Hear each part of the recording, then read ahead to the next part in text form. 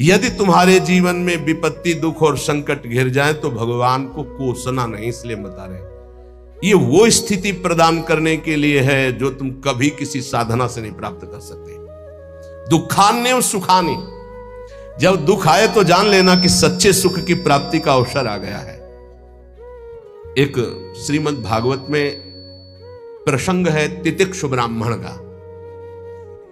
उसने कभी भी धर्म नहीं किया था, जीवन भर धन कमाया, परिवार का खूब विस्तार था, कंजूस स्वभाव का था, खूब पैसा एकत्रित करता, परिवार को भी नहीं सुख सुविधाएं देता, ना स्वयं लेता। जब हम धर्म नहीं करते हैं तो एकत्रित किया हुआ धन विविध प्रकार से नष्ट हो जाता है। इसलिए बुद्धिमान वही है जो अपने धन का सदुपयोग कर ले। जमा करना केवल उसका लक्ष्य नहीं, उसका सदुपयोग होना। धन्य है जिन्होंने धन का सदुपयोग कर लिया। उसने सदुपयोग भी नहीं किया, ना तो शरीर में, ना देवी संपदा की प्राप्ति में, ना किसी धर्म में। अचानक आग लग गई, धन नष्ट हो गया।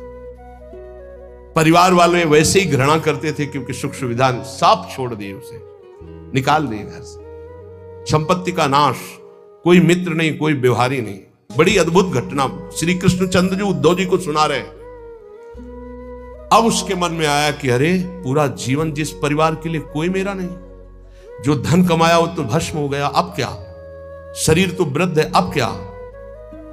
तो हाथ उठाया और कहा, हे भगवान, अगर मेरी आयु अब कुछ भी है तो आज से मैं संकल्प लेता हूं मेरा जीवन आपके लिए।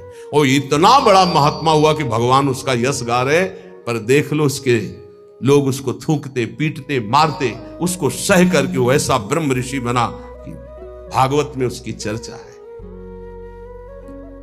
दुख भगवान की प्राप्ति निश्चित करा देता है यदि आप उबे ना तो। श्री स्वामी ओंकारानंद सरस्वती जी महाराज कह रहे थे, मेरे अंदर कोई भजन की कभी वृत्ति नहीं थी। मैं एक कपड़े का व्यापारी, नई अवस्था, आसपास कपड़े की दुकान थी, मेरी दुकान ज्यादा चलती थी। उन लोगों ने हमसे द्वेष कर लिया और रास्ते में घेर करके हमें बहुत मारा, जूतों से, थप्पड़ से, खून खच्चर कर दिया। जब मैं घर गया कपड़े भीजे हुए खून से, परिवार वाले बहुत रोए कि ऐसा मैं कुछ किसी से नहीं बोला, सह गया। पर उन लोगों में एक था बहुत ही दुष्ट, उसने 2-3 दिन बाद फिर अकेले मुझे मारा। तब मेरे दिमाग में आया कि कब तक पीटता रहूंगा, अब इसको मैं मारूंगा। तो व्यापारी था ही, मैंने करौली खरीदी, उन्हीं के बिल्कुल यथावत शब्द, करौली खरीदी, और रास्ते में जहां मुझे पीटा था वहीं खड़ा हो गया। अब वो तो पीटने वाले थे, उनको डर तो था नहीं, उनको पता नहीं था कि मैं किस भाव में खड़ा हूं। जे भी हुआ है मैं दौड़ पड़ा, मार करौली, उनको मार डाला, उसको मार डाला। और मार करके मैं कोतवाली पहुंचा और वहां आत्मसमर्पण कर दिया, बिना किसी गवाही के। मेरी ही गवाही में मुझे तन्हाई की सजा दी गई। जब तक न्याय ना होगा तब तक तन्हाई की सजा। और उसमें था कि आसपास कीलें लगी थी, बस केवल खड़े हो सकते हो, बैठ सकते हो, ना इधर ना इधर, बिल्कुल सीधा। जब वहां पहुंचा तब सोचा कि अरे ब्राह्मण के घर जन्म मिला और ये जीवन ऐसे कटेगा, ये तो भारी पाप हो गया हमसे। बस हाथ उठाया उसी तन्हाई में और कहा, एक बार मुझे अवसर दिया जाए, हे परमात्मा, हे परमेश्वर, मैं आजीवन आपका भजन करूंगा।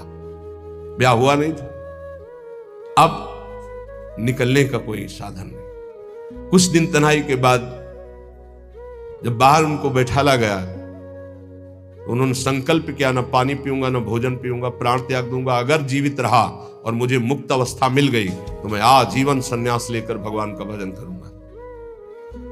ऑफिसर आते, डंडे से मारते, थप्पड़ मारते, लातों से मारते, पर ना मैं बोलता, ना मैं पानी पीता, ना भोजन करता। दृढ़ संकल्प। अब ये चर्चा का विषय बन गया तो बोले बड़े अधिकारी कोई थे, वो आए और कहा हम एकांत में इससे बात करेंगे। तो हमसे कहा कि बोलो, क्या बात है? क्या तुम निर्दोष हो?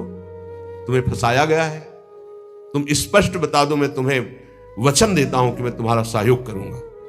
मुझे लगा कि भगवान मेरा सहयोग करने आए। मैंने आंख उठाई और कहा, श्रीमान, आप जो भी है मुझे पता नहीं, पर मैं आपसे प्रार्थना करता हूं कि अगर मुझे छूट दे दी जाए तो मैं आजीवन संन्यास लेकर भजन करना। बोले पक्का? बोले हाँ। बोले आपकी रिपोर्ट में तो आपने ही कहा है मैंने कत्ल किया है, अब आपको एक सत्य के लिए झूठ बोलना पड़ेगा, मैं आपको बचा लूंगा। आपको बोलना पड़ेगा दबाव में मुझसे कहलाया गया, मैंने कुछ नहीं किया। बोले बोल दूंगा। और बोले ऐसा विधान बना, मैं मुक्त हो गया, घर नहीं गया, सीधे सन्यास लेकर। और वो परम 90 वर्ष की अवस्था की बात कह रहा हूं, उनसे जब मिले, वो ब्रह्माकार स्थिति, उस दुख घटना ने उनको एक ब्रह्मलीन महापुरुष बना दिया। दुखान्य व सुखाने, दुख परम सुख प्रदान करने वाला पक्का। विद्य अपयसो जानी कीर्तिम परा, यदि तुम्हारी निंदा हो रही है तो तुम प्रेम मार्ग के पथिक हो, नाच पड़ो, तुम्हारा मंगल हो गया। क्या? तुम्हारी सारी अशुभ वृत्तियां नष्ट हो जाएंगे, तुम्हारी विमल कीर्ति का प्रकाश होगा, विमल कीर्ति का। ये रहस्य है। जब तुम्हारी निंदा हो तो आनंदित हो जाओ, जब दुख हो तो जान लो परम सुख की प्राप्ति का मार्ग खुलने वाला है। पर बहुत धैर्य की जरूरत है, बहुत धैर्य की जरूरत। मन्ने था अधमश्च दुष्परिभवान सम्मानवत सत्तमयी, अधम पुरुषों द्वारा किया हुआ प्रहार और अपमान तू उसे महान सम्मान के समान गले लगा ले, क्योंकि तुझे प्रेम प्राप्त करना है प्रेम प्राप्त करना। दुख को महान सुख प्राप्ति का हेतु समझकर सहजा, निंदा को विमल कीर्ति के समान सहजा तो विमल कीर्ति हो जाएगी। और नीच पुरुषों द्वारा, अधम पुरुषों द्वारा किया हुआ अपमान प्रहार, उसे गले लगा। यह है अध्यात्म, यह अध्यात्म है, इसे अध्यात्म कहते हैं। ये शास्त्रों में लिखा ही है, बहुत कम है जो है ऐसे जो इसको धारण करते हैं, नहीं तो अब केवल मनोरंजन रह गया है। चर्चा का मतलब मनोरंजन रह गया है, जिससे तालियां बजे, जिससे मनोरंजन हो, वाहवाही हो, बस यही रहे। बोलो इसमें वाहवाही, बजाओ इसमें तालियां, बजा सकते हो तालियां? वाह वाह वाह नहीं बजा सकते, होश उड़ जाएंगे। दुखान्य व सुखाने, ये सत अध्यात्म है। विद्या अपयसो जाने कीर्तिम पराम, ओठ सूख जाएंगे जब धारण करने की सोचोगे। अध्यात्म। दैन्यान्येव महाविभूति मति सल्लाभान लाभान सदा, दैन्य ये महाविभूति है वैष्णव की। वैष्णव के पास संपत्ति क्या है? दैन्य। यही दरबार दीन को आदर रीति सदा चली आई। दैन्य, दैन्यान्यो महाविभूति मति सल्लाभान लाभान सदा, अलाभ को परम लाभ जानकर दैन्य भाव से मान अपमान दुख सुख जो भी परिस्थिति निंदा स्तुति सबको चीरता हुआ जो नाम जप करता हुआ आगे बढ़ता है, तो कह रहे वृंदावनम जीवनम, उसके जीवन में दिव्य वृंदावन का प्रकाश हो जाता है। भक्ति के सारांश में वर्णन करते हैं 64 अंग है। यदि ये 64 अंग भक्ति के संपूर्णतया हृदय में प्रकाशित हो जाए तो प्रेम अपने आप जागृत हो जाएगा। पहले एक उपासक ने प्रश्न किया कि हम कभी ये जपते हैं, कभी ये जपते हैं, कभी इनकी सेवा करते, कभी इनकी सेवा करते, बड़ा मन चंचल और दुविधा में फंसा रहता है, क्या करूं? तो यहां पहला भक्ति का लक्षण है श्री गुरु चरणों का आश्रय लेना। श्री गुरु चरण पादाश्रया। जब हम गुरुदेव के चरणों का आश्रय ले लेते तो ये प्रश्न ही नहीं बनता जो वो प्रश्न कर रहे थे। ये प्रश्न उन्हीं का बनता है जो मनमुखी चाल चल रहे हैं। गुरुमुखी में ये प्रश्न नहीं। बोलो जितने गुरुमुखी हो, तुम्हें प्रश्न है कि मुझे क्या करना क्या नहीं करना? तुम्हें पता होगा मुझे किसकी उपासना करनी हो, कैसे करनी है। अगर इतना पता नहीं तो गुरुमुख नहीं हो। कंठी बंधवा लिए हो, अभी गुरुमुख नहीं हुए तुम। गुरुमुख वही जिसका समाधान हो चुका है। क्या समाधान? मेरे आराध्य देव श्री प्रिया प्रीतम, उनकी उपासना ये पूरा पता है, अब उसमें कोई मिलावट की जरूरत नहीं। इसलिए भक्ति के प्रथम अंग का श्री गुरु चरणों का आश्रय, यहां से प्रारंभ ही होती है। असली भक्ति का स्वरूप यहीं से प्रारंभ होता है, गुरु चरण आश्रित। एक बहुत प्रवीण बुद्धि के उन्होंने कहा कि अगर हम अव्यक्त को गुरु बना लेते हैं तो व्यक्त गुरु बनाने की जरूरत क्या है? पकड़ो, अव्यक्त वाणी चल रही, यहां वाणी है अव्यक्त, पकड़ो उसको, पकड़ के दिखाओ। नहीं, आप नहीं पकड़ पाएंगे। तो वही अव्यक्त सत्ता व्यक्त गुरुदेव के रूप में, गुरु साक्षात पर ब्रह्म, और वही उपदेश देने के लिए आती है। अव्यक्त आके तुम्हें डांटेगा नहीं। अगर अव्यक्त गुरु की बात माननी तो सब लोग शांत होकर अपने हृदय में देखो। जब तुम गलत करना चाहते हो, अव्यक्त गुरुदेव तुम्हें उपदेश देते हैं, मानते हो तुम उनकी बात? देखो ना, अंदर आता गलत है, नहीं करना, मानते हो बात? और व्यक्त गुरुदेव धज्जियां उड़ा देंगे तुम्हारी। अगर जरा भी तुम आश्रय छोड़ के भागे तो बात अलग है, जरा भी आश्रय लिए तो तुम्हें सुधरना पड़ेगा। आज नहीं तो कल, कल नहीं तो परसों तुम्हें भगवत प्राप्ति होगी, पक्का होगी, क्योंकि गुरु की नजर पड़ चुकी है। अब तुम्हें विकार परास्त नहीं कर सकते। श्री गुरु चरणों का आश्रय लेना पहला। दूसरा, श्री गुरु चरणारविंद के आश्रित होकर उनसे मंत्र दीक्षा लेकर इष्ट से संबंध का परिचय जानना। गुरुदेव से मंत्र दीक्षा लेकर इष्ट से संबंध का परिचय जानना। आपको पता है आपका क्या संबंध है? पता होगा आपका अपने इष्ट से क्या संबंध है? पता है? भाव संबंध को गुरुदेव जो प्रदान करते हैं वो तो पता ही होगा कि आपका आपके इष्ट से क्या संबंध है, नहीं है? हाँ, ये अंदर का विषय है। अपने इष्ट से क्या संबंध है ये आपको पता होना चाहिए। गुरु मंत्र दीक्षा और इष्ट संबंध भक्ति के 64 अंगों में दूसरा, पहला है सबसे पहला गुरु आश्रय। एक आए थे बहुत ज्ञानी जी, बहुत बड़े ज्ञानी। ओ, मुझे मोह क्यों है? भ्रम हो गया। ये भ्रम क्यों है? क्योंकि अज्ञान है। यह ज्ञान क्यों है? क्योंकि आप स्वीकार किए। ये आप कौन है? ब्रह्म है। ये ब्रह्म कैसे है? वह किसके चेला हो? गुरु बनाया किसी को? नहीं, बनाने की चेष्टा की थी, किसी का नाम लिया, बोले बनाया तो किसी को नहीं, तो उनका कुछ नहीं हो। तो वह क्यों है? माथे में तिलक लगाया, कोई प्रश्नवाचक चिन्ह का नहीं, देख के ही पता चल जाएगा कि संप्रदाय के हो। नहीं चल रहे, क्यों संप्रदाय के हो? नहीं, आप किस संप्रदाय के? बोले क्यों, किसके चेला हो? बोले क्यों के। वैसे एक प्रश्नवाचक चिन्ह नहीं होता, तिलक लगाया करो प्रश्नवाचक चिन्ह का, दूर से पता, दूर से डर जाएगा लोग, कौन संप्रदाय, बोले क्यों वाला है। बच्चों, इसका समाधान नहीं है। क्यों क्यों क्यों, इसका उत्तर क्या है? आप बोलो इसका उत्तर क्या है? तो गुरु पादाश्रया पहला, और दूसरा है गुरु से मंत्र की दीक्षा और इष्ट संबंध। हर उपासक को पता होना चाहिए हमारा इष्ट से क्या संबंध है। तीसरा, विश्वास पूर्वक गुरु चरणों के आश्रित होकर उनकी सेवा करना। गुरु चरणों की सेवा करना, आज्ञा सम्न सुसाहिब सेवा, गुरु की आज्ञा पे चलना। गुरु सेवा तज करें जबान, यह है अधर्म, यह है सब हानि कान न कर बेरा है। देखो, एक बात तो इतना समझी लो कि तुम मानो चाहे न मानो, गुरु जी जो है वो भगवान ही है, दूसरा नहीं है। जितने भी गुरुदेव है सब भगवान है। और जब आप गुरुदेव से कोई भी कपट या छुपाव करोगे तो गुरुदेव के पास एक दृष्टि होती है। जैसे ऐसे देखो ना, तो टेलीविजन में सब नहीं दिखाई देता, जो चैनल लगा वो चल पड़ता है, ऐसे चल पड़ता है हर चैनल, तब हंसी आती है। कितने बच्चे होते हैं, क्या समझते हो तुम गुरु को? मनुष्य मानते हो? नहीं, कभी ऐसा। हम सबसे हाथ जोड़कर प्रार्थना करते हैं, एक घर ऐसा रखो जहां सत्य की व्यवहार वृत्ति हो। गुरुदेव, माफ हो जाएगा, सब माफ हो जाएगा, हमारी बात मान लेना। तुमने ऐसा किया जी, तो तुम्हें दंड भोगना पड़ेगा जी। कोई छुपाव नहीं, कोई कपट नहीं, कोई मत डरो, गुरु से सत्य व्यवहार करो। ये सबसे बड़ी गुरु सेवा है।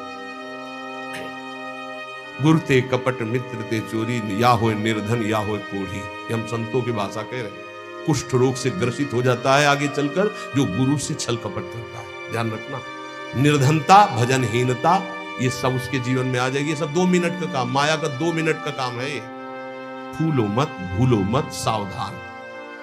जिन्होंने मंत्र दिया है, जिन्होंने अपना जीवन दे दिया है, उनके तुम लाड़िले, वो तुम्हारा अमंगल करेंगे। तुम्हें डरना है इस बात से केवल कि हमसे कोई त्रुटि ना हो जाए। गुरु जी हमें डांटेंगे या फटकारेंगे या मारेंगे तो हमारा जीवन कृतकृत्य हो जाएगा। सच्ची मानिए, अभी मारा ही नहीं पड़ी इसीलिए तुम बहक रहे हो।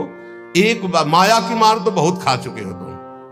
एक बार गुरु की पड़ जाएगी चपत तो जीवन ठीक हो जाएगा, पक्का समझ लो। जिस दिन गुरु करुणा करके एक चपत मार देंगे उस दिन से माया मारना बंद कर देंगे, पक्का समझ लेना।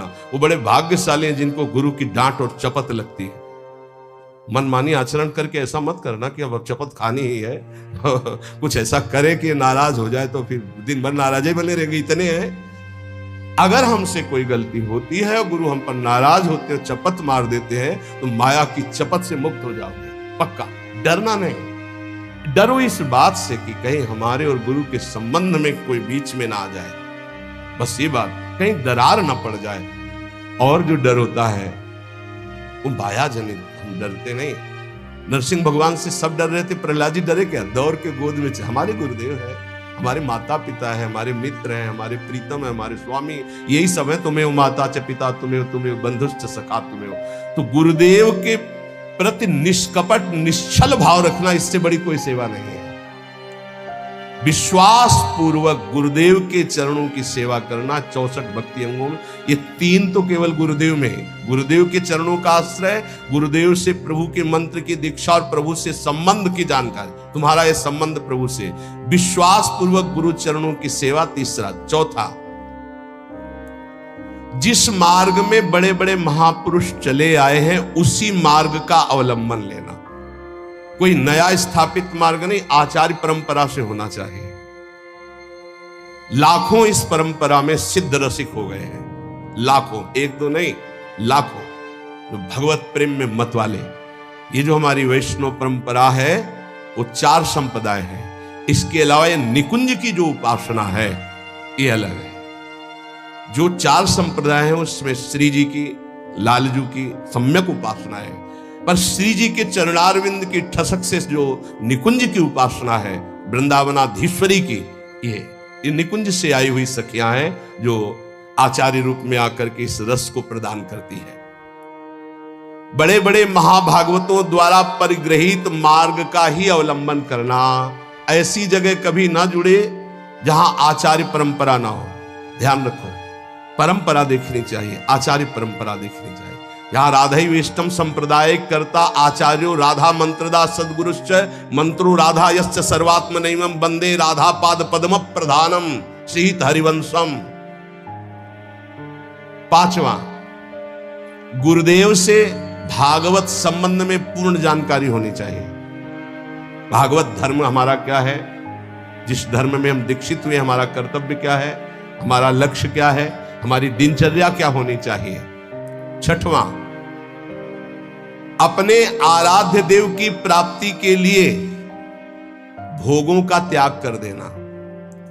जैसे कल एक भगवत पार्षद स्वरूप वो कह रहे थे कि कहीं कहीं हमको प्याज लहसुन बना भोजन मिल जाता है तो हम पा लेते हैं, तो अपराध तो नहीं। उन्होंने कहा अपराध की बात तो अलग रही, लेकिन आप अपने स्वरूप को तो देखिए, आप कौन है। कंठी बंधी है, तिलक लगा हुआ है, ऐसे कोई कहीं भी बना के दे दे हम पालेंगे। क्या आप अपने लाला को लगाए बिना भूख पालेंगे? अब इसका उत्तर नहीं था। इसलिए जो भोग हम प्रभु को नहीं पवा सकते वो हम नहीं पा सकते, पक्का। भगवान के निमित्त भोगों का त्याग करना 6वीं भक्ति है। जो हम प्रभु को भोग नहीं लगा सकते वो हम नहीं पा सकते। 7वां, मथुरा वृंदावन आदि जो भगवत धाम है इनमें निवास करना। प्रभु के अपने आराध्य देव के, जैसे राम उपासक तो चित्रकूट है, अयोध्या है, कृष्ण उपासक तो ब्रज 84 कोशिश, जैसे हम प्रियाजू के उपासक तो हमारा जीवन वृंदावन है। अगर आप अखंड वास नहीं कर सकते तो 3 रात्रि वास कर लीजिए। जीवन में कभी आपको फुर्सत मिले तो आ जाइए, 3 रात्रि वास। पहले दिन उपवास कीजिए, दूसरे दिन फलाहार, तीसरे दिन 1 बार अन्न और चौथे दिन चले जाइए। नियम से रहिए। अगर आप कभी अवसर मिले तो कार्तिक मास है, सावन मास है, 10-15 दिन रुक गए, नहीं है तो 3 रात्रि रुक गए, नहीं ज्यादा है तो 24 घंटे रुक गए, लेकिन यात्रा करनी चाहिए। महाप्रभु चैतन्य देव जी ने जब जगन्नाथपुरी में नवद्वीप के सब वैष्णव जन गए थे तब यही कहा था कि गृहस्थी में विशेष भगवत आराधना का समय नहीं रहता, तो साल 6 महीने में ऐसा समय निकालना चाहिए कि 2-4 दिन साधु समागम करें, धाम वास करें, पुरी में वास करें, भगवत दर्शन, ऐसा करना चाहिए। अगर संयोग बन जाए तो 1-1, 2-2 रुपए जोड़ने चाहिए कि ये जाकर हम वहाँ पशु पक्षियों की सेवा कर देंगे, ठाकुर को भोग लगा देंगे, 2-4 संतों को भोजन पवा देंगे। गृहस्थी में ऐसा करना चाहिए। और जो विरक्त भाव में वो तो धाम आदि का ही सेवन करते हैं। 7वां यह है मथुरा, वृंदावन, ब्रज, ऐसे 84 कोश है हमारा परम पावन ये ब्रज धाम, तो निवास करना चाहिए जितने दिन हो सके। अखंड तो को हो, कोई विशेष भाग्यशाली ये लाभ लेता है। 8वां, किसी के द्वारा दी हुई वस्तुओं को अगर विरक्त है तो उतना ही स्वीकार करे जितनी आवश्यकता है, अनावश्यक नहीं। और गृहस्थ है तो किसी के द्वारा दी हुई वस्तुओं को स्वीकार ही ना करे। ये भक्ति का 8वां अंग है। आप गृहस्थ हो, आप अगर नमक रोटी भोग लगाओगे ठाकुर जी को बहुत अच्छा लगेगा। अपनी कमाई का, अपने दूसरे से लेने की जरूरत नहीं। ये जो चटोरापन आ जाता है फिर उससे भक्ति नष्ट हो जाती है, चाहे गृहस्थ हो चाहे विरक्त हो। विरक्त जितनी आवश्यकता हो, गृहस्थ अपनी धर्म की कमाई, दूसरे के आगे हाथ फैलाना गृहस्थ का धर्म नहीं। 9वां, व्रतों का सम्मान करना। 64 भक्ति अंगों में है, जो भागवतिक व्रत हैं उनका सम्मान करना, उन दिनों में व्रत रहना, ऐसा। लेकिन यहां वृंदावन नित्य विहार उपासना में विधि निषेध नहीं दास अनन्य उत्कृष्ट व्रतधारी, यहां उत्कृष्ट व्रत धारण किया गया है। ज्ञान धर्म व्रत कर्म जिते सब काहू में नहीं मोह प्रतीति, रसिक अनन्य निशान बजायो एक श्याम श्यामापद प्रीति। सर्वस्व महाप्रसाद प्रसिद्ध ताके, ये सर्वस्व श्री जी की जूठन के आगे हमारा कुछ नहीं। श्री जी का उच्छिष्टामृत, 8 पैर उनका दुलार। 10वां, आंवला है, पीपल है, तमाल है, ये वृक्ष है, आप परिक्रमा कर रहे हैं तो इनको दाहिने कर लीजिए, दाहिने करके निकलिए। अगर आपको शहर में दिखाई दे रहा है कि आंवला, पीपल, तमाल आदि, तो थोड़ा 4 कदम चलकर उससे दाहिने का अपनी परिक्रमा में ले लीजिए, प्रणाम कीजिए। इनका सम्मान करना ये भक्ति का 10वां अंग है। 11वां, जो भगवान की निंदा करने वाले हैं, भक्तों की निंदा करने वाले हैं, भक्ति की निंदा करने वाले, ऐसे भगवत विमुख को पहचान ले और उसका कभी संग न करे। ये भक्ति का अंग है। ऐसा संग जिनके संग कुमति मति उपजे, करत भजन में भंग, तजोरे मन हरि विमुखन को संग। ये दीक्षा देने में एक अंग का वर्णन जरूर करते हैं कि ऐसे लोगों का संग कदापि न किया जाए। दूसरा कहते हैं कि भोजन, जैसे आप रिश्तेदार या नातेदार के यहाँ गए या कहीं गए, वहां मांस पात्रों में बनता है और आपने वैष्णव तिलक आदि लगा रखे, तो आपको खीर पूड़ी बना के दे तो भी आपको नहीं पाना है, क्योंकि रसोई तो वही है, पात्र तो वही। हमारा वैष्णव धर्म आज्ञा नहीं करता ऐसा। इसीलिए भगवान के लिए भोगों का त्याग करना। 12वां, अनाधिकारी को शिष्य बना लेना। गुरु को नरक जाना पड़ता है, ध्यान रखना। ये व्यवहार का विषय नहीं है। हरे शिष्य धन शोक न हरे, सो गुरु घोर नरक मा परे। एक दिन एक गुरु शिष्यों के साथ जा रहे थे तो एक बड़े केचुआ में, केचुआ समझते ना जो मिट्टी खाता है, लाल चींटी लगी थी हजारों। तो उनका गुरुदेव, कितना इसको कष्ट हो रहा होगा, क्या इसने ऐसा काम किया, इसके कोमल शरीर को लाल चींटी काट ले तो बहुत कष्ट होता, खुजलाता, दाग बन जाता बहुत। बोले हजारों इसके कोमल शरीर में लगे। ध्यानस्थ हुए, कहा बेटा ये गुरुजी है, ये चेला है। ये गुरुजी है जो केचुआ बने हैं और ये चेला है जो चींटी बनी, से धन लिया है। भगवत प्राप्ति की कोई चर्चा नहीं, तो ये देखो ये लीला हो रही। एक न सुने एक नहीं देखा, गुरु शिष्य अंध बधिर कर लेखा। गुरुदेव उपदेश नहीं कर रहे अपने शिष्य को, गलत मार्ग में जा रहा है तो डांट नहीं रहे, और शिष्य गुरुदेव की बात नहीं सुन रहा, दोनों नरक भोगेंगे। अनाधिकारी को शिष्य बनाने का मतलब है अपनी गति में फर्क डाल लेना।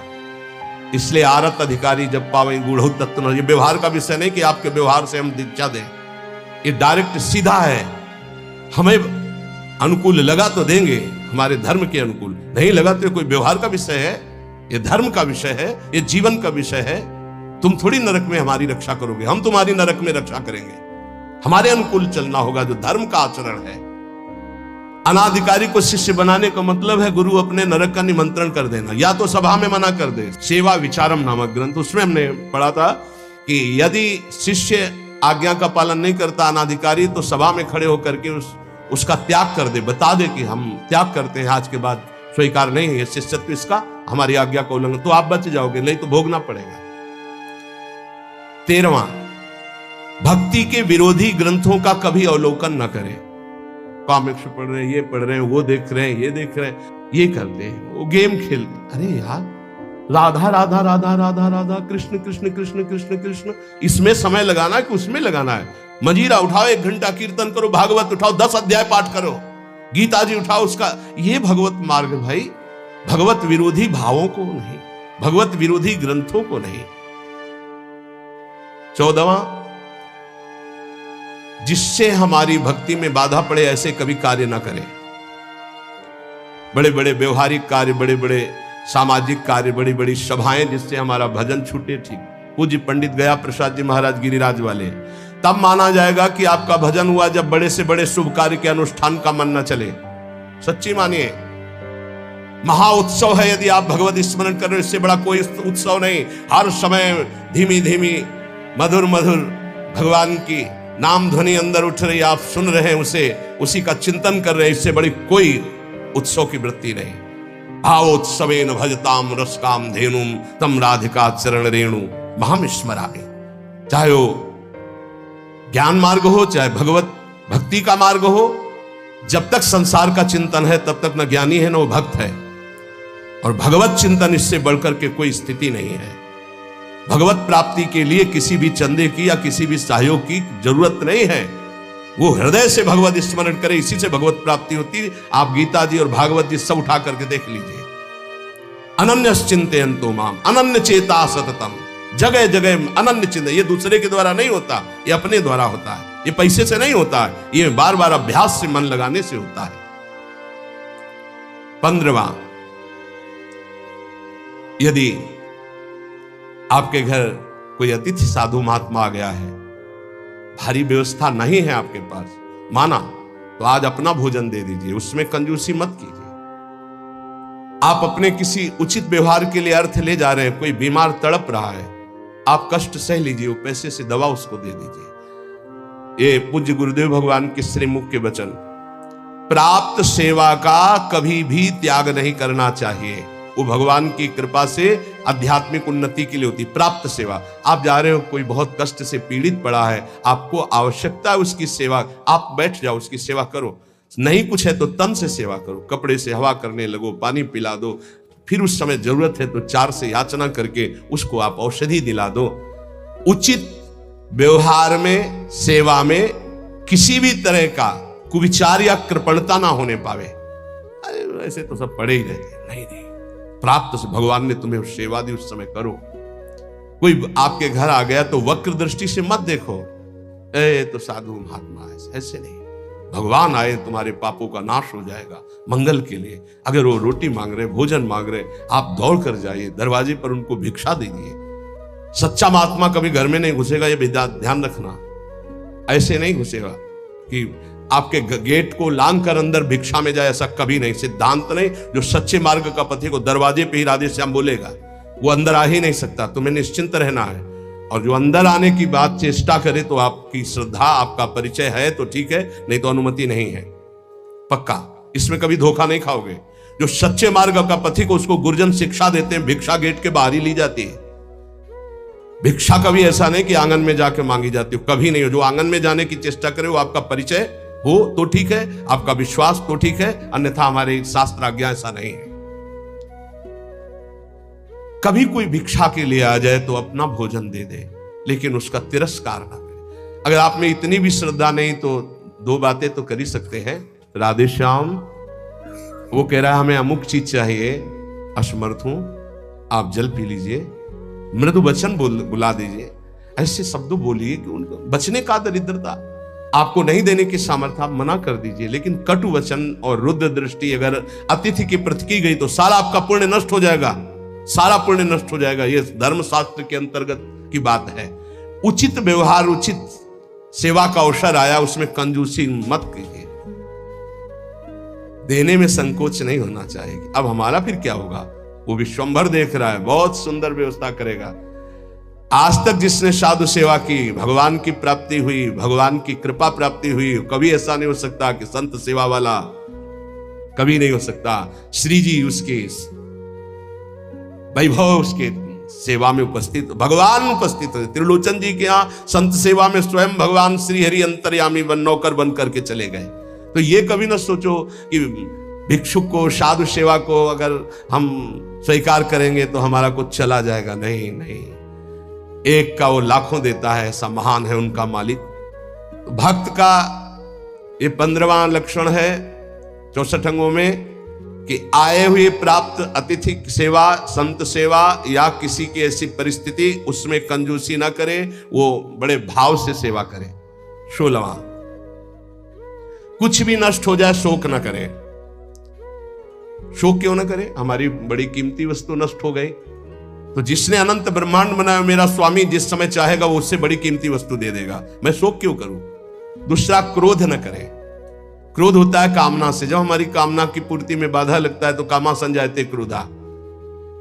अगर हमारी कामना की पूर्ति नहीं तो हरि कोई बहुत मंगल में विधान कर रहे हैं, हमें क्रोध नहीं करना।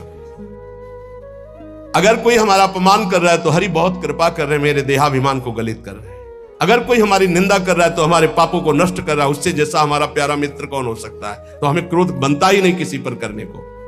और भी काम आदि विकारों के वशीभूत ना होना, ये 16वां है। 17वां, आप भले अपने देव इष्ट देव के अनन्य हैं, लेकिन किसी भी देवी देवता का आप निंदा या अपमान न करें, नहीं तो आपके इष्ट देव से आपकी रति खत्म हो जाएगी। अनन्यता के ठसक में आकर कहीं किसी की निंदा न कर दे, कहीं किसी का अपमान न कर दे। सब में हमारा इष्ट विराजमान है। 18वां, किसी भी जीव को वाणी से, तन से, मन से उद्वेग ना दे और किसी के द्वारा दिए हुए उद्वेग से उद्वेगित ना हो। ये बहुत काम की बात है। कोई कितना भी उद्वेग दिलाना चाहे, आप उद्वेगित ना हो, आप अंदर से व्यथित ना हो, नहीं तो आपकी निष्ठा में फर्क पड़ जाएगा, साधुता में फर्क पड़ जाएगा। और 19वां, 32 सेवा अपराध और 10 नामापराधों से बचे। वो चर्चाएं पीछे हो चुकी है। 20वां, यदि कोई भगवान के भक्ति की निंदा कर रहा है तो या तो उसकी जबान बंद करो या कान में अंगुली डालो, वहां से चल दो। राधा राधा राधा राधा राधा राधा। भक्त निंदा कान में नहीं पड़नी चाहिए। हो यहां और कान के पर्दे हिला के पूरा सुनना चाहते हैं, फिर क्या हुआ? अच्छा, ऐसा लग रहा है कि मानो परमानंद की बात, भगवान की कभी चर्चा ऐसे नहीं सुनेंगे, उसमें तो झटके लग जाएंगे आलस्य के। लेकिन किसी की निंदा होने लगे, फिर देखो पूरे कान के पर्दे खोल। क्यों? क्योंकि पतन की तरफ मन हमारा स्वाभाविक जाने के लिए तैयार रहता है। जैसे जल को छोड़ो नीच गति, ऐसे ही मन को छोड़ दो नीच गति। तो अगर किसी भी संप्रदाय के किसी भी संत भक्ति की निंदा हो रही है तो हमको वहां से हट जाना चाहिए या कान में अंगुली डाल लेना चाहिए, नहीं तो भारी अपराध लगता है। संत शंभु श्री पद अपवादा, कही सुनीता असमर्यादा, काटी जीव तासु जो बसाई, श्रवण मुनि नत चले पराई।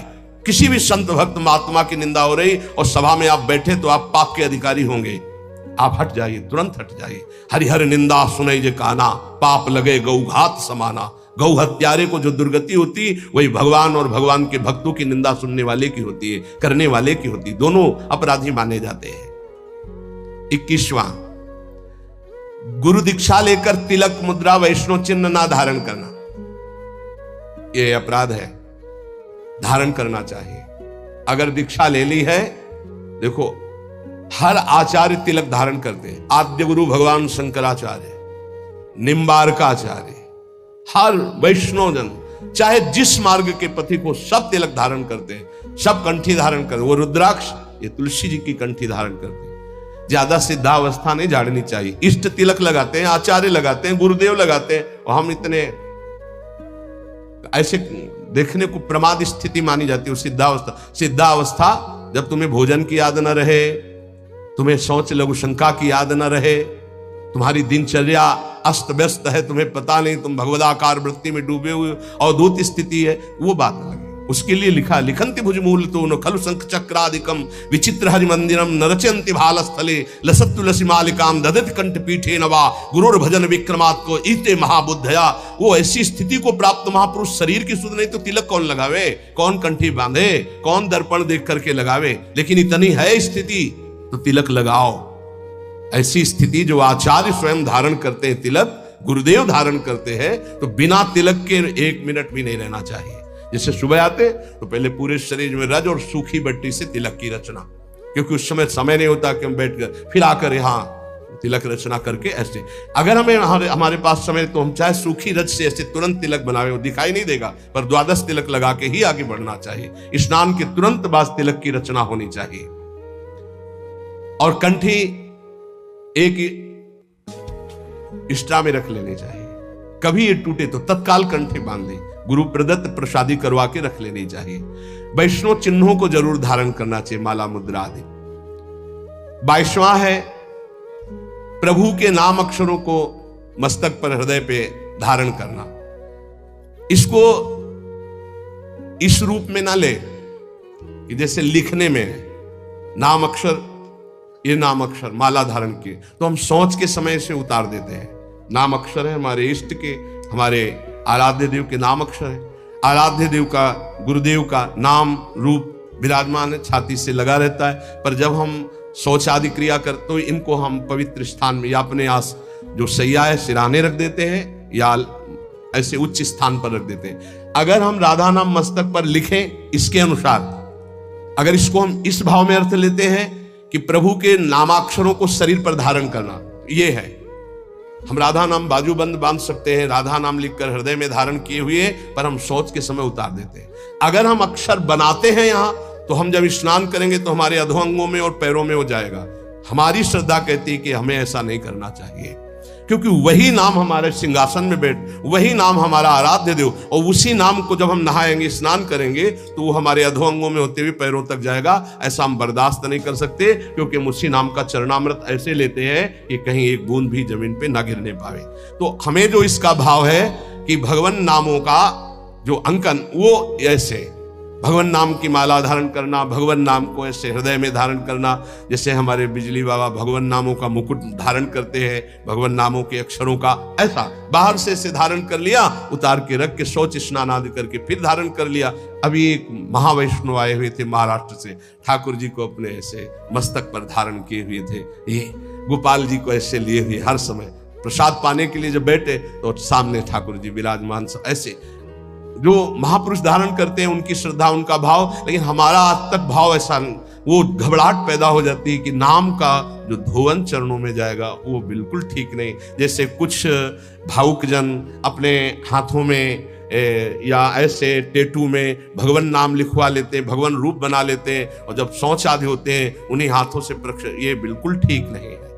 आपको भगवत रूप पहना, यहाँ पहनिए, समय से उतार कर टांग दीजिए, फिर शौच स्नान करके फिर धारण कर लीजिए। ऐसा मत कीजिए जो ये अंकित करवाना है, तुम्हें ज्ञान नहीं। अब यहाँ लिखा है राधा कृष्ण, अब शौच तो वही पानी, वो हाथ धोना, वही नहाओगे वही, ये फिर नाम का जो प्रकाश है वो आनंद में नहीं आ पाएगा। ये बात नाम का आदर, नाम का आदर करना। एक बार पूज्य राधा बाबा ने देखा कि ठाकुर घनश्याम दास जी गीता वाटिका बैठे ही अंगुली से ऐसे लिख दिया राधा, और बाबा उधर से निकले तो अरे ठाकुर ये गलती क्या कर दी, अब इसके एक कण में भी पैर पड़ेगा सारे सुकृत नष्ट हो जाएंगे। राधा नाम लिखा है, बैठ गए बाबा, पूरी रथ समेटी, एक एक सब समेट करके और तुलसी के घेरे में डाला, का ठाकुर ऐसी गलती मत करना।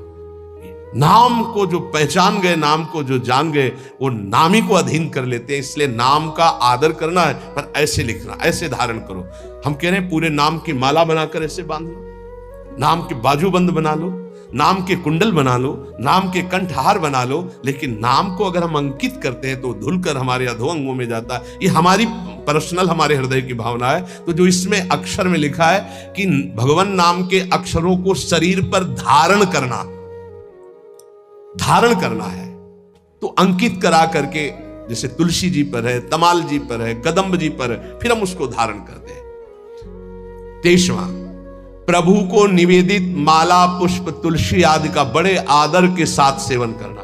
श्री चरणों की चढ़ी हुई तुलसी अहो भाग, नाक से सूंघे, मस्तक पर लगाए, ओहो आज हमें प्रभु की प्रसादी तुलसी मिली, प्रसादी पुष्प मिला, प्रसादी माला मिली, हृदय में आह्लाद होना चाहिए बार बार ऐसे, ओहो आज तो बड़ी कृपा हो गई, साक्षात प्रभु ने प्रसाद दिया। धर दो, हाँ धर दो, ऐसे नहीं, तत्काल उसको प्रणाम करो और माला को माथे पे लगाओ, सूंघो, तुम्हारी इंद्रियां पवित्र हो जाएंगी, भगवत भक्ति बढ़ेगी। 24वां, भगवत विग्रह के सामने नृत्य करना। प्रभु विराजमान है, राधा राधा जैसे बन रहा है, हमारे मालिक है, हमारे स्वामी है, रिझवार है, रीझ जाएंगे। नृत्य करना ये 64 अंगों में एक अंग है। 25वां, भगवत स्वरूप को साष्टांग दंडवत प्रणाम या पंचांग दंडवत प्रणाम ये करना। 26वां, जैसे गुरुदेव पधारे या भगवत विग्रह पधार रहे हैं तो सबको खड़े हो जाना चाहिए।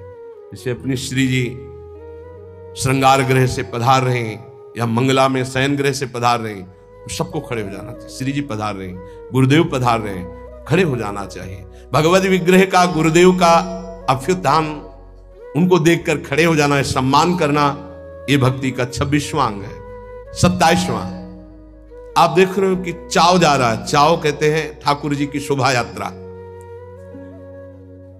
पहले आप प्रणाम करो, किसी की भी जा रहे हो, किसी भी ठाकुर की, किसी भी वैष्णव की प्रणाम करो, साष्टांग या पंचांग जैसी श्रद्धा बने सबको, फिर 5-10 कदम पीछे पीछे चलो, फिर प्रणाम करके वापस आ जाओ।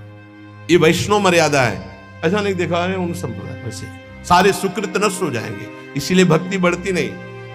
अरे कोई कृष्ण बोले, कोई राम बोले, कोई हरि बोले, कोई शिव बोले, सबकी चरण धूल मेरे माथे पे, ये सब महाभागवत जन है।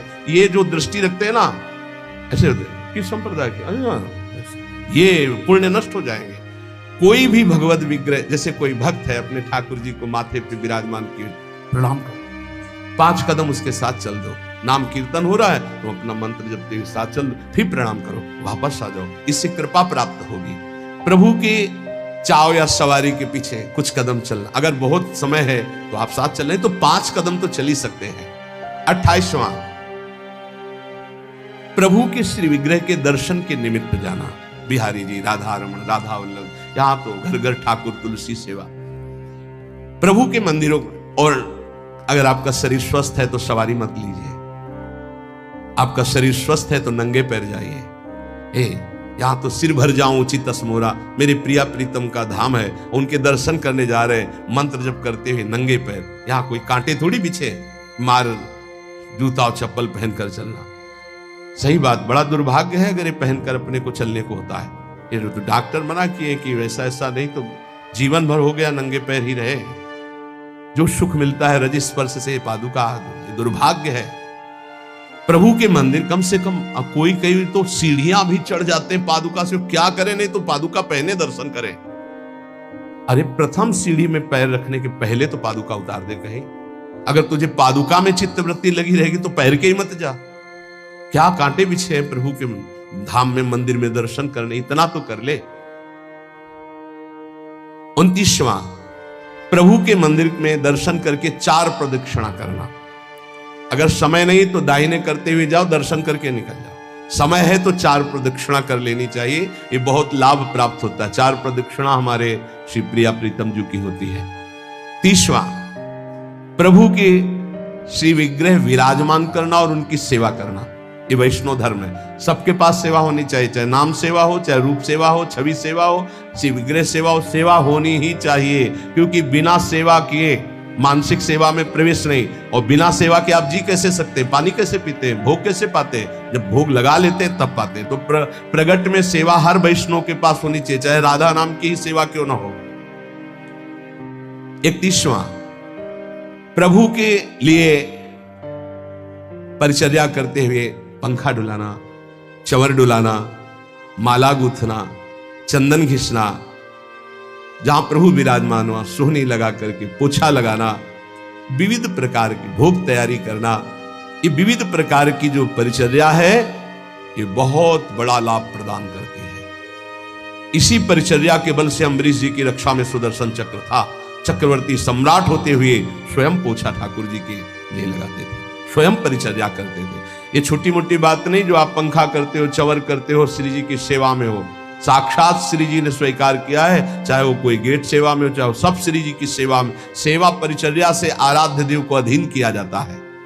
32वां, प्रभु के सम्मुख बैठ करके उनके गुणों का गान करना, उल्लसित होकर गाना चाहिए। प्रभु राग रंग नहीं देखते। मानत अपनो भाग राग करत अनुराग बिन दीखत सकल अभाग श्री हरिवंश कृपा बिना। बहुत सब राग रागिनियों का ज्ञान है, लेकिन अनुराग नहीं है तो प्रभु नहीं रीझते। हाँ, लोग तो रीझ जाएंगे, प्रभु नहीं रीझेंगे। और देखा है राग रागिनियों में प्रधानता रखने वाले पर, और लोगों की तालियां या लोगों का भाव देखते हैं। प्रभु बैठे उनकी तरफ पीठ है, ऐसे प्रभु हैं, ऐसे बैठे राग रागिनी, आओ सामने तालियां बज रही, सामने बज रहे। मानत अपनो भाग राग करत अनुराग बिन दीखत सकल अभाग। कोई राग नहीं आता, आप ऐसे गा रहे तो वाह वाह ठाकुर जी बोल उठेंगे जिस दिन भाव से गाओगे। नाम बाणी जहां श्याम श्यामा तहां, नाम बाणी सुनत श्याम श्यामा सुबह। प्रभु के सम्मुख गान करने का सौभाग्य जानते हो? ये जो आप लोग बैठकर गान करते हो, बड़ी विशेष कृपा है। उनके लीला गुण गायन से बहुत जल्दी वो प्रसन्न हो जाते हैं। 33वां, भगवान के सामने भगवान का नाम कीर्तन करना। ये जो आप लोग करते हैं, हृदय आह्लादित हो जाता है। राधा राधा जब आलाप लेते हैं तो जैसे दूध गैस में चढ़ाओ तो उफान नहीं आती, ऐसे भक्तों के हृदय में उफान आनंद की आती उच्च स्वर से नाम कीर्तन सुनकर। 34वां, इष्ट मंत्र का जाप का नियम होना। जैसे गुरुदेव देते 11 माला, 21 माला, 33 माला, जो भी, वो संख्या जरूर पूरी करनी चाहिए। इष्ट मंत्र की जो संख्या है गुरुदेव ने जो दिया है, ये भक्ति का अंग है, जरूर पूरा करना चाहिए। ध्यान देना चाहिए कि हमें इतना मंत्र जो गुरुदेव ने कहा वो जपना ही जपना है। इष्ट मंत्र का नियम पूर्वक जप का ये भाव गुरुदेव ने जो दिया उसको पूरा करना चाहिए। 35वां, रोज प्रभु से प्रार्थना करनी चाहिए, उनकी कृपा मांगनी चाहिए। रो रो कर उनके दर्शन की इच्छा, उनके प्रेम की इच्छा, उनके चिंतन की इच्छा, यही हमारी भिक्षा, ऐसा मांगना चाहिए। रोज 4 शब्द तो बोलना चाहिए, लाडली कृपा करो। अपना निरंतर नाम हमारे हृदय में चला दो। प्रिया जो और कोई चिंतन न बन पावे, बस आपका चिंतन बना रहे, ऐसा मन से बातें करनी चाहिए, वही प्रार्थना है। 36वां, महापुरुषों के द्वारा गाए हुए स्तोत्र और पदों का गायन करना चाहिए। जैसे चतुरासी जी है, ये सब स्तोत्र ही है। श्रीमद राधा सुधा निधि, एक एक श्लोक सब प्रार्थना भरे हुए हैं, स्तोत्रों का गायन करना चाहिए। 37वां, प्रभु के निवेदित किए हुए प्रसाद का बहुत महत्व रखना चाहिए। जैसे प्रसाद आया तो खड़े हो जाना चाहिए।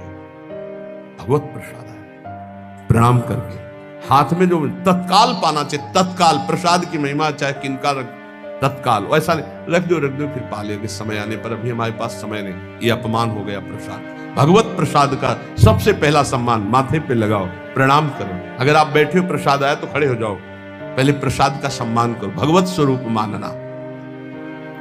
एक कह रहे थे कि हम कुछ भी पाते हैं तो हमारा भजन रुकता है, तो हमका कुछ क्यों पाते हो? गुरु प्रसाद पाओ, भगवत प्रसाद पाओ। हाँ बोले वही तो हमका उसे कुछ में क्यों बोले? भगवत प्रसाद पाने से भजन में विक्षेप पड़ता है। बोले असली बात है कि विक्षेप पड़ जाता है, तो यहां तक टिटुआ तक कौन बोला कि खाओ? थोड़ा प्रसाद पाओ और देखो भजन होता है कि नहीं होता है। अब हलवा पूड़ी सब तो ठाकुर जी हजम कर पाएंगे, वो तो विश्वंभर है, वो तो आग पी गए, तुम पियोगे क्या? वो तो पी गए आग, दावानल में सब सखाओ जब गौएं हुई, ऐसे कह के मुंह पे पी गए। देखो भगवत प्रसाद किनका लो, मधुकरी भरपेट पाओ। जो मंदिर से प्रसाद मिले तो किनका ले ले, ये सिद्धांत वैष्णवों का रहा है। एक बार झाड़ू मंडल के पूज्य महाराज बलराम दास जी महाराज, उनको वृद्ध अवस्था में एकदम काम वेदना जागृत हो गई। कोई माताएं स्नान करेंगी तो दृष्टि, तो उन्होंने कहा कि अब जीवन को नहीं रखेंगे, गलत भाव आ गया। तो सब भक्तों ने कहा कि चलो वृंदावन की परिक्रमा लगाते हैं, तो नाम कीर्तन करते हुए परिक्रमा लगाई तो जो विकार आया था वो हट गया। बहुत बड़ा प्रभाव है, जिससे आपका ज्यादा दिमाग संसार की तरफ आकर्षित होने लगे, तो कोई अन्न चला गया दूषित, तो आप वृंदावन की गिरिराज जी की परिक्रमा लगा लो, पूरा नशा उतर जाएगा, जो अन्न आदि का दोष का है वो नष्ट हो जाएगा।